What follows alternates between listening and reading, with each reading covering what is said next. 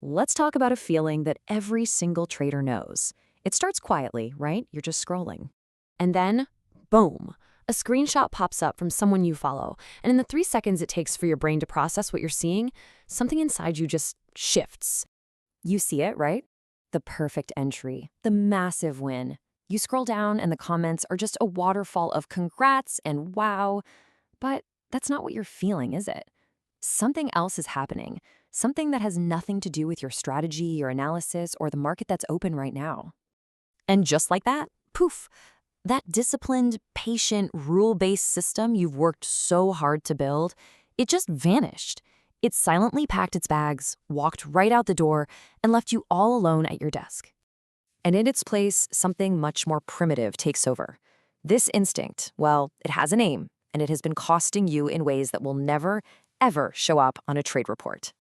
So what is this phantom that just hijacks our performance? It's not just some vague feeling. It's a well-documented psychological phenomenon.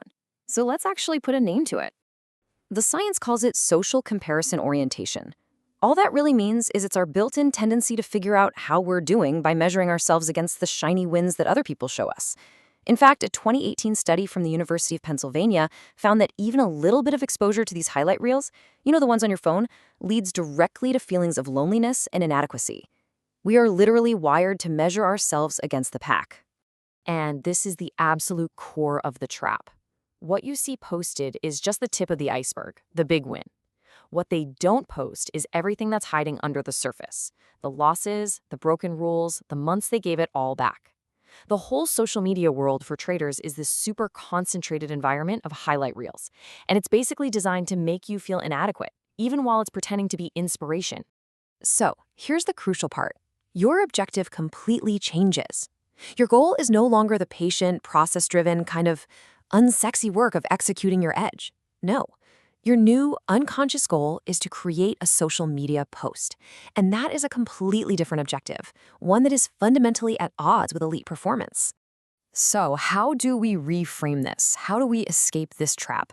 Well, it turns out this isn't a new problem, not by a long shot. For a really timeless perspective, we can actually turn to the ancient Stoics, who had this figured out 2,000 years ago.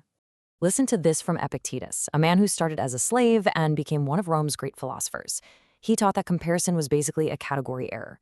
He understood that the moment you begin measuring your progress against the visible progress of somebody else, you have abandoned your own path. To make this idea really stick, they used a powerful metaphor, a stadium.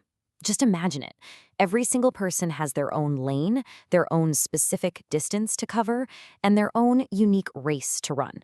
That's the setup. Now, when we're stuck in that comparison trap, this is the first question we ask. We immediately look sideways, measuring our speed against someone else. Then we start questioning if it's fair. Hey, it looks like they have it easier. Their path seems less difficult than mine. And finally, we look for reasons why they're ahead that have nothing to do with our own performance. All of these questions are just distractions. They are a total waste of energy because they're focused on things we absolutely cannot control. The Stoics teach us to shift our focus inward to the only question that actually matters. Am I running my race well? And in trading, your race is your system, your process, your development. The person you're comparing yourself to is running a completely different race. Their green screenshot tells you absolutely nothing about whether you are running your race well. So this brings us to the practical solution. See, being vulnerable to comparison is almost always a symptom of an identity that isn't fully grounded. So let's talk about how to build a fortress, a comparison-proof identity. It really comes down to 3 operational steps. First, you have to define your own metrics. Second, you must curate your environment without apology. And third, you replace external benchmarks with internal ones that track you over time. Let's really focus on that first step because it's the most powerful one. Your metrics for success shouldn't be profit or P&L. They should be things only you can measure. What was your process adherence rate today? How was your rule compliance? Were you consistent? Were you brutally honest in your journal?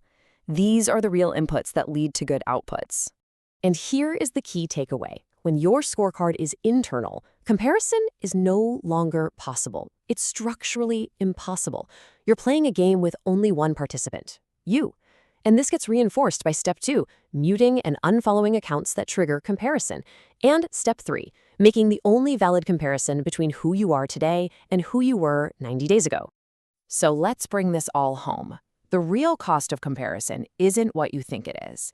And recognizing that cost is the very first step to reclaiming your focus. Seriously, think about it. What has it truly cost you? Forget the P&L for a moment. How much focused, high-quality attention has been stolen from your process? How many sessions was your mind just looking for a result that would make you feel like you were keeping up? So my challenge to you is this. Find that cost. Give it a name. Then take action. Perform the digital surgery. Close the tab. Mute the account. Unfollow. Return to your lane. Because your race is the only one that has ever mattered. Run it.